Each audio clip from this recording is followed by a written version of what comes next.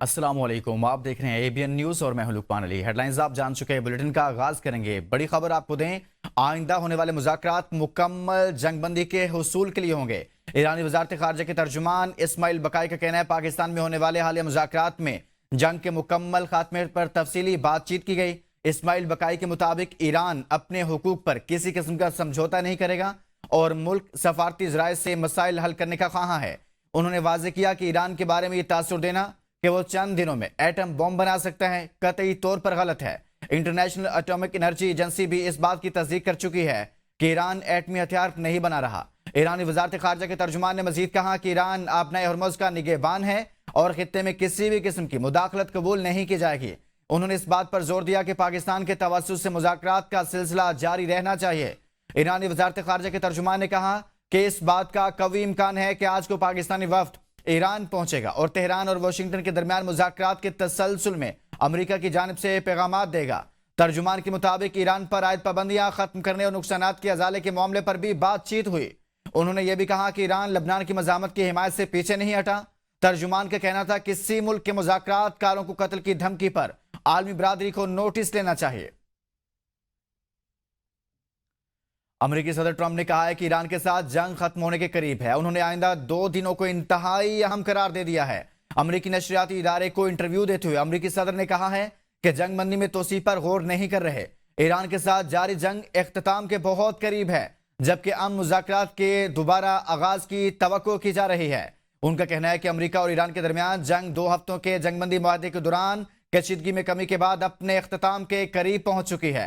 आबनाए हरमुज़ खोलने पर चीन खुश, ईरान को हथियार फराहम न करने पर आमादा। अमेरिकी सदर डोनाल्ड ट्रंप ने दावा किया कि वह हम समुद्री रास्ते आबनाए हरमुज़ को मुस्तकिल तौर पर खोलने के लिए इकदाम कर रहे हैं।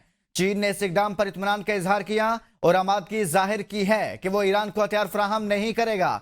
जल्द चीन का दौरा करूंगा, जहां गर्मजोशी इस्तकबाल और सदर शी जिनपिंग से मुलाकात होगी।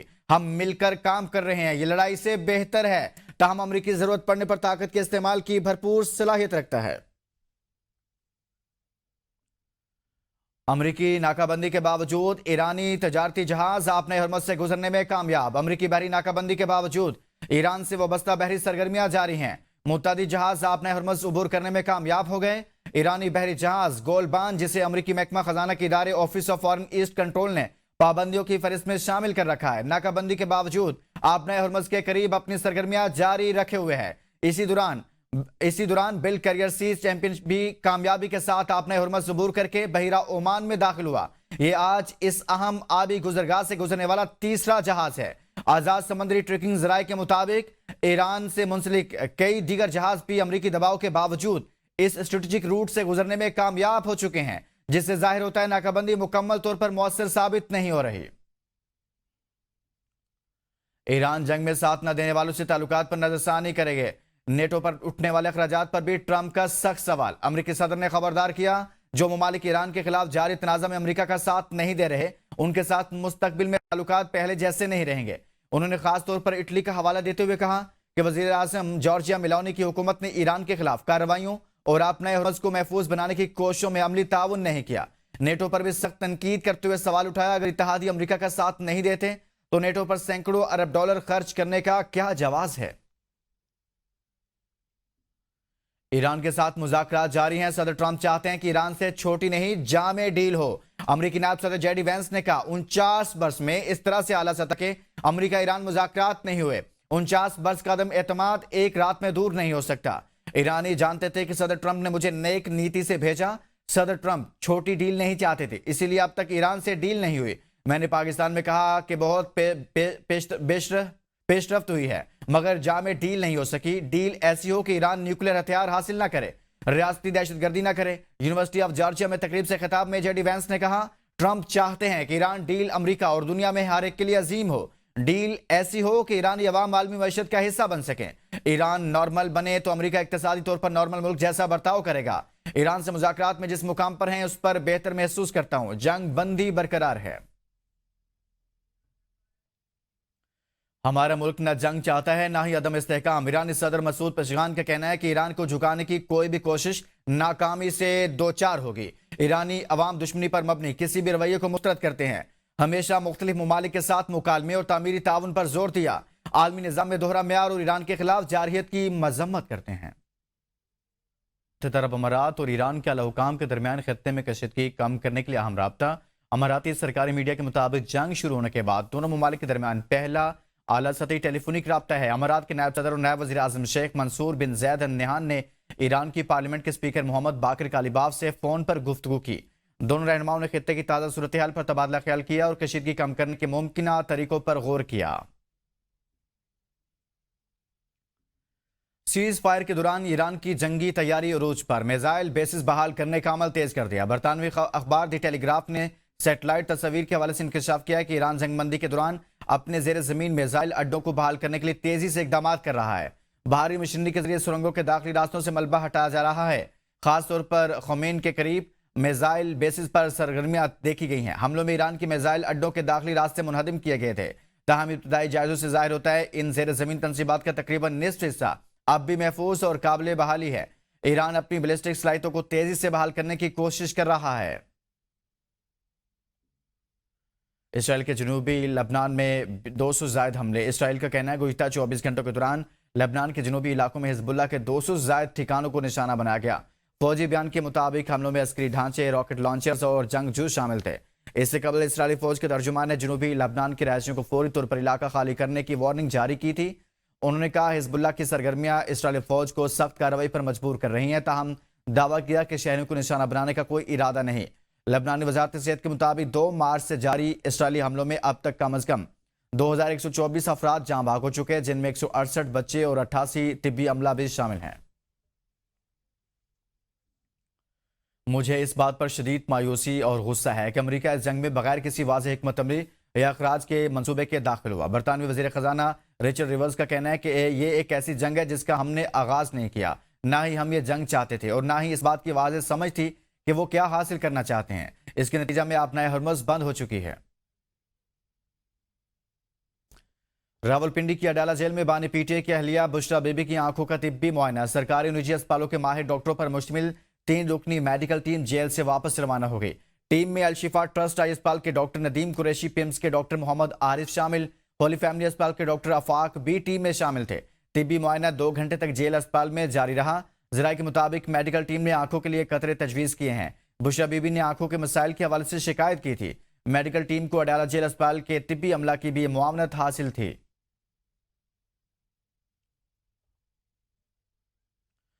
اس خبر سے متعلق آپ کو آگاہ کر رہے ہیں، جیل اسپتال میں 2 گھنٹے تک طبی معائنہ کیا گیا۔ میڈیکل ٹیم نے قطرے تجویز کر دیے ہیں۔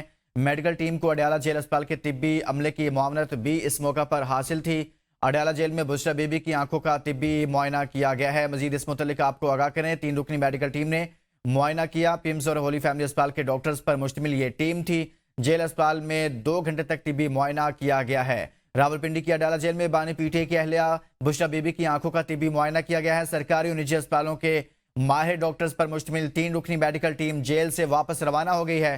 ٹیم میں الشفا ٹرسٹ آئی اسپتال کے ڈاکٹر ندیم قریشی، پیمز کے ڈاکٹر محمد عارف بھی شامل ہیں۔ ہولی فیملی اسپتال کے ڈاکٹر آفاق بھی ٹیم میں شامل تھے۔ طبی معائنہ 2 گھنٹے تک جیل اسپتال میں جاری رہا۔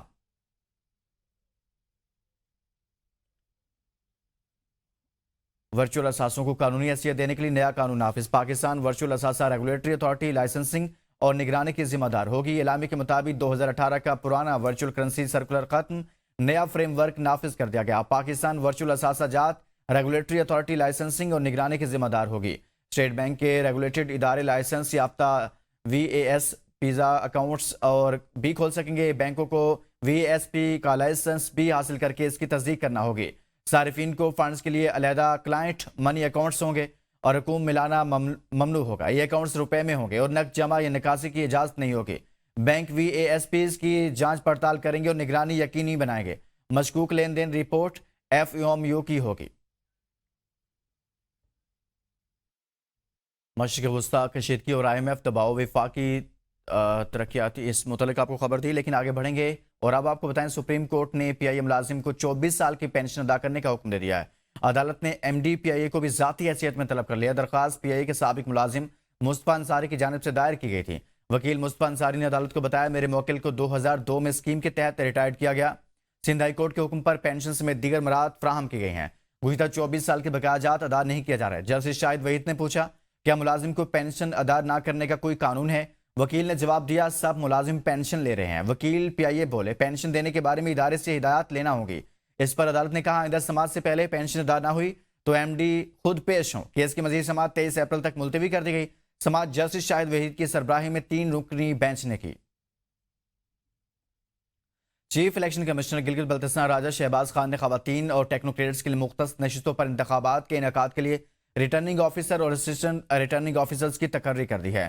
اعلامیہ کے مطابق شعبہ تعلقات عامہ election commission secretariat Gilgit Baltistan کے مطابق سیکرٹری قانون و استغاثہ رحیم گل کو ریٹرننگ آفیسر مقرر کیا گیا ہے، جو انتخابی عمل کی نگرانی اور اس کے شفاف انعقاد کے ذمہ دار ہوں گے، جبکہ provincial election commissioner Gilgit Baltistan Abid Raza اور deputy election commissioner Atiq Ahmed کو اسسٹنٹ ریٹرننگ آفیسرز تعینات کیا گیا ہے، جو ریٹرننگ آفیسر کے ساتھ انتخابی امور کی انجام دہی میں معاونت فراہم کریں گے۔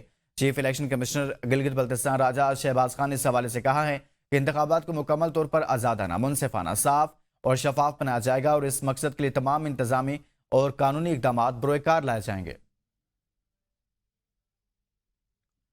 سندھ بلڈنگ کنٹرول اتھارٹی کا کراچی میں غیر قانونی تعمیرات کے خلاف آن دی اسپاٹ ڈیمولیشن آپریشن، شہر میں 396 غیر قانونی تعمیرات کو مسمار کر دیا گیا۔ Director general Sindh building control authority Muzammil Hussain Halepoto کا کہنا ہے کہ on the spot demolition operation کا مقصد بلڈنگ قوانین پر سختی سے عمل درآمد، غیر قانونی تعمیرات کا خاتمہ ہے۔ جنوری میں 147 کارروائیاں، فروری میں 98، مارچ میں 106، جبکہ اپریل میں اب تک 45 کارروائیاں کی گئی۔ بلڈرز، کنٹریکٹرز اور جائیداد مالکان قانونی منظوری کے بغیر کسی قسم کی تعمیرات شروع نہیں کریں۔ مزمل کا کہنا تھا کہ فیلڈ انفارمیشن مسلسل نگرانی کر رہی ہے، جہاں بھی خلاف ورزی پائی جاتی ہے فوری کارروائی عمل میں لائی جا رہی ہے۔ ملتان میں تحریک انصاف کی خاتون ایم پی اے نادیہ فاروق کھر کے شوہر کا ملازمہ پر مبینہ تشدد۔ خاتون ایم پی اے کے شوہر معین کھر کے خلاف پولیس کی مدیریت میں تھانہ صدر میں مقدمہ درج کر لیا گیا۔ ایف آئی آر کے متن کے مطابق ملزم نے ملازمہ پر تشدد کر کے اور جان سے مارنے کی دھمکیاں دی۔ متاثرہ لڑکی ایم پی اے نادیہ فاروق کھر کے شوہر معین کھر کے کزن کے گھر ملازمہ ہے۔ ایم پی اے نادیہ کھر کے بیٹے کو اپنے مالکوں کے گھر میں موجود چھوٹی سائیکل چلانے سے منع کیا تھا۔ سائیکل چلانے سے منع کرنے پر بچہ اپنے والد ملک معین کھر کو متاثرہ خاتون کے پاس لے آیا۔ ملزم کے خلاف مقدمہ درج کر کے مزید تحقیقات اور قانونی کارروائی جاری ہے۔ علیمہ خان کی تنقید پر سلمان اکرم راجہ نے ایک بار پھر استعفیٰ دینے کا اعلان کر دیا۔ کہا عہدہ چھوڑنے کو تیار ہوں مگر بانی پی ٹی اے نے مجھے اس عہدے پر بٹھایا۔ علیمہ خان کی باتوں سے شدید اختلاف ہے۔ سلمان اکرم راجہ نے جلسہ منسوخی کا دفاع کرتے ہوئے کہا 9 اپریل کا جلسہ منسوخ کرنا درست فیصلہ تھا۔ سلمان صفدر نے کہا بانی پی ٹی اے نے کہا 9 اپریل کا جلسہ ختم کرو، ہم عالمی امن کی کوششوں کے دوران کوئی دھمکی نہیں دے سکتے۔ بین الاقوامی سفارتکاروں سے رابطے تھے۔ علیمہ بی بی کے بیان کے بعد شیر افضل مروت اور مشال یوسف سے متحرک ہو گئے۔ محمود اشرقزئی اور علامہ ناصر عباس سے کام کا اختیار بانی کے علاوہ اور کوئی نہیں لے سکتا۔ انہوں نے جو کہا ہے اس سے مجھے مکمل طور پہ اختلاف ہے۔ انہوں نے غلط کہا ہے، خلاف واقعہ باتیں کی ہیں اور یہ میں نے ان سے کہہ دیا ہے آج۔ اور میں بالکل ایک لمحے کے لیے بھی اس عہدے پہ نہ بیٹھنے کا کبھی خواہش مند تھا نہ اب ہوں۔ 3 بار میں عمران خان صاحب کو کہہ چکا ہوں کہ میں نہیں یہ کام کرنا چاہتا۔ جب انہوں نے مجھے مقرر بھی کیا تھا، میرے منع کرنے کے باوجود کیا تھا، میں ایک لمحے کے لیے یہ کام نہیں کرنا چاہتا، لیکن ایک فرض ہے جو مجھ پہ ڈالا گیا ہے، اس فرض کو میں نبھاؤں گا۔ علیمہ خان صاحبہ کو اگر یہ شکایت ہے کہ 9 اپریل کا جلسہ کیوں منسوخ ہوا تو میں باق بوام کے دوہل کہتا ہوں کہ ہم نے ٹھیک کیا وہ جلسہ منسوخ کر کے، بالکل ٹھیک کیا۔ اور سن لیجئے کیوں ہم نے وہ جلسہ منسوخ کیا، اور اس کی تائید عمران خان نے جیل سے کی ہماری منسوخی کے بعد۔ وہ اس لیے منسوخ کیا ہم نے جلسہ کہ اگلے دن 9 اپریل کو یہ اطلاع تھی، یہ اعلان تھا کہ سفارتکار اسلام آباد اس علاقے میں آ رہے ہیں۔ اب تک کے لیے اتنا ہی۔ مزید باخبر رہنے کے لیے دیکھتے رہیے ABN نیوز، قوم کی سوچ۔